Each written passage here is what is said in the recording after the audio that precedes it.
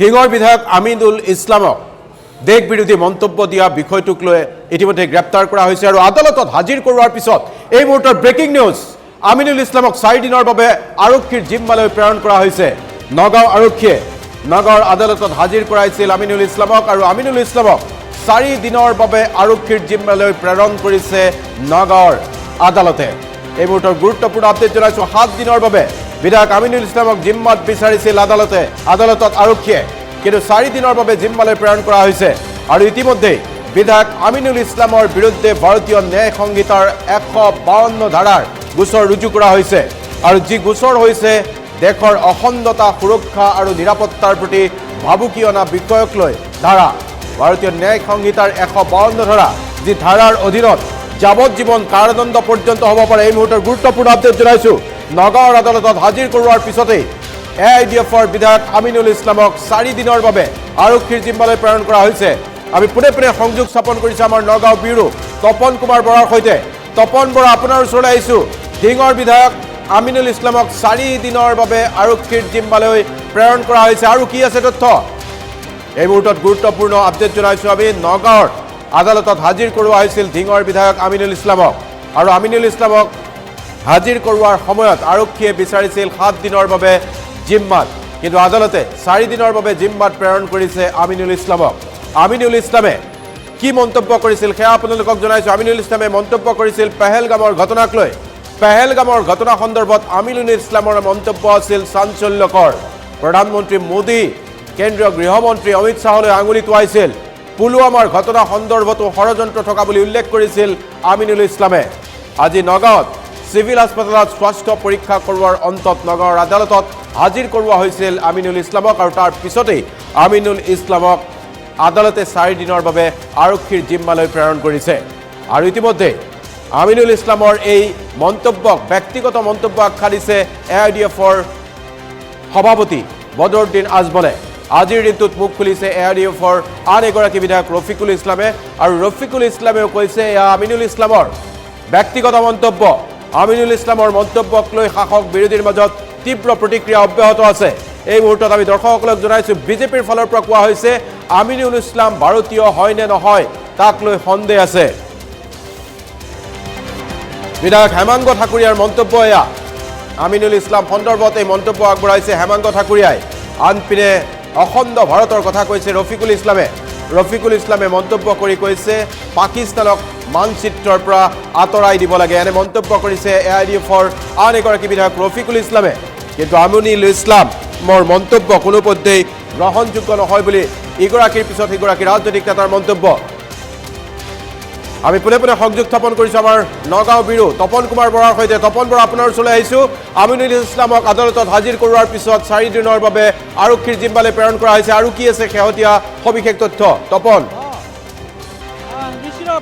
কুমুদ দেখিবলৈ পোৱা গৈছে যে বিধায়ক আমিনুল ইছলামক ইতিমধ্যে নগাঁও মুখ্য ন্যায়িক দণ্ডাধীশে 4 দিনৰ বাবে আৰক্ষীৰ জিম্মাত অৰ্পণ কৰিছে আৰু নগাঁও আৰক্ষীয়ে 7 দিনৰ জিম্মাত বিচাৰিছিল, কিন্তু মুখ্য ন্যায়াধীশগৰাকীয়ে নগাঁও আৰক্ষীক 4 দিনৰ বাবে বিধায়ক আমিনুল ইছলামক তেওঁলোকৰ আৰক্ষীৰ জিম্মাত প্ৰেৰণ কৰিছে আৰু কালি জুৰীয়া পৰমাই ভেটিৰ নিজ বাসগৃহৰ পৰা বিধায়কগৰাকীক নিজাববীয়াকৈ এক গোচৰ ৰুজু কৰি পেলাই নগাঁও আৰক্ষীয়ে গ্ৰেপ্তাৰ কৰিছিল আৰু কালি নিশা তেওঁক নগাঁও সদৰ থানাতে সোধপোছ কৰিছিল, তেওঁক নগাঁও সদৰ থানাতে ৰাখিছিল আৰু আজি দুপৰীয়া ভাগত তেওঁৰ স্বাস্থ্য পৰীক্ষা কৰোৱা হয় নগাঁও অসামৰিক চিকিৎসালয়ত আৰু তাৰ পিছত নগাঁও আদালতৰ মুখ্য ন্যায়িক দণ্ডাধীশৰ ওচৰত হাজিৰ কৰিছিল বিতৰ্কিত AIDF বিধায়ক আমিনুল ইছলামক। আৰু তাৰ পিছত শেহতীয়াকৈ যি খবৰ আহিছে যে নগাঁও আৰক্ষীয়ে 7 দিনৰ বাবে তেওঁলোকে জিম্মাত বিচাৰিছিল বিধায়কগৰাকীক সোধপোছ কৰিবৰ কাৰণে। বিধায়কগৰাকীয়ে এনেধৰণৰ মন্তব্য,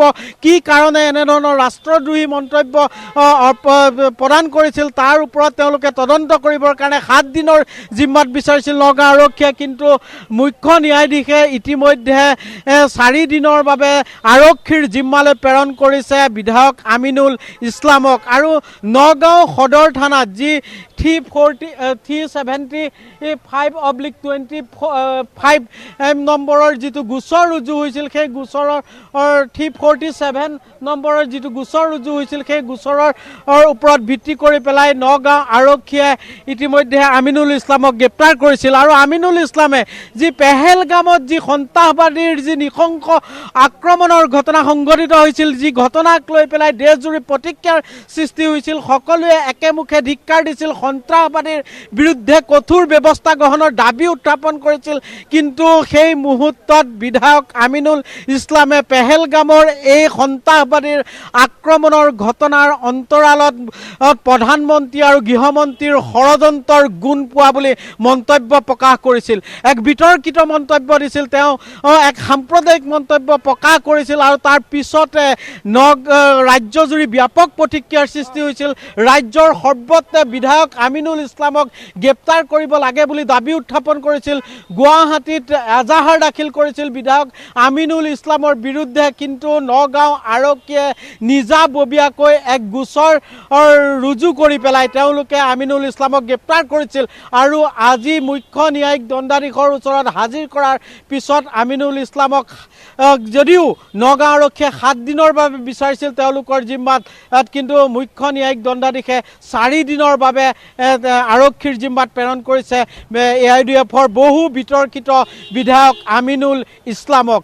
আৰু বৰ্তমানেও দেখিবলৈ পোৱা গৈছে এই মুহূৰ্ততো বিধায়ক আমিনুল ইছলাম নগাঁও আদালতৰ চৌহদতে আছে। ইয়াৰ পৰা তেওঁক পোনে পোনে নগাঁও সদৰ থানালৈ লৈ যোৱা হ'ব আৰু কালি নিশাটো নগাঁও সদৰ থানাতে ৰখাৰ পিছত আজি দুপৰীয়া ভাগত তেওঁক স্বাস্থ্য পৰীক্ষা কৰোৱা হৈছিল নগাঁও অসামৰিক চিকিৎসালয়ত আৰু চিকিৎসালয়ৰ পৰাই পোনে পোনে নগাঁও আদালতত হাজিৰ কৰিছিল বিধায়ক আমিনুল ইছলামক। আৰু আমিনুল ইছলামক হাজিৰ কৰাৰ পিছত মুখ্য ন্যায়াধীশ দণ্ডাধীশে 4 দিনৰ বাবে তদন্তৰ বাবে তেওঁলোকক সোধপোছ কৰিবৰ বাবে ইতিমধ্যে বিধায়কজনক আৰক্ষীৰ জিম্মালৈ প্ৰেৰণ কৰিছে। আৰু এই মুহূৰ্ততো দেখা পাইছে যথেষ্ট লোক এই আদালতৰ চৌহদত উপস্থিত আছে।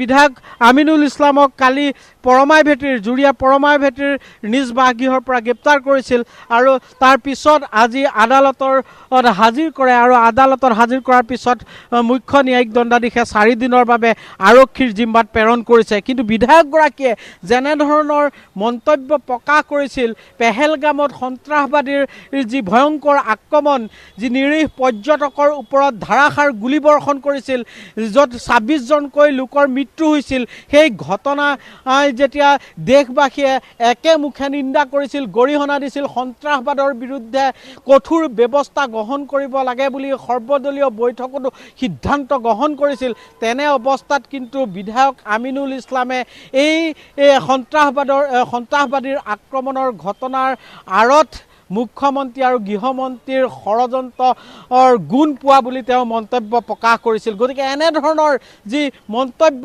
আৰোপ কৰিছিল বিধায়ক আমিনুল ইছলামে, তাৰ ওপৰত ভিত্তি কৰিয়ে নগাঁও আৰক্ষীয়ে নিজাববীয়াকৈ গোচৰ ৰুজু কৰিছিল। কাৰণ ৰাজ্যজুৰি প্ৰতিক্ৰিয়াৰ সৃষ্টি হৈছিল, ৰাজ্যজুৰি বিধায়ক আমিনুল ইছলামক গ্ৰেপ্তাৰ কৰিব লাগে বুলি দাবী উত্থাপন হৈছিল। তাৰ পিছত পৰৱৰ্তী সময়ত নগাঁও আৰক্ষীয়ে নিজাববীয়াকৈ ৰুজু কৰা গোচৰৰ ওপৰত ভিত্তি কৰি পেলাই কালি জুৰীয়া পৰমাই ভেটিৰ পৰা বিধায়কগৰাকীক গ্ৰেপ্তাৰ কৰিছিল আৰু কালি নিশা নগাঁও সদৰ থানাত ৰখাৰ পিছত আজি যি আদালতত হাজিৰ কৰে, মুখ্য ন্যায়াধীশৰ ওচৰত হাজিৰ কৰে।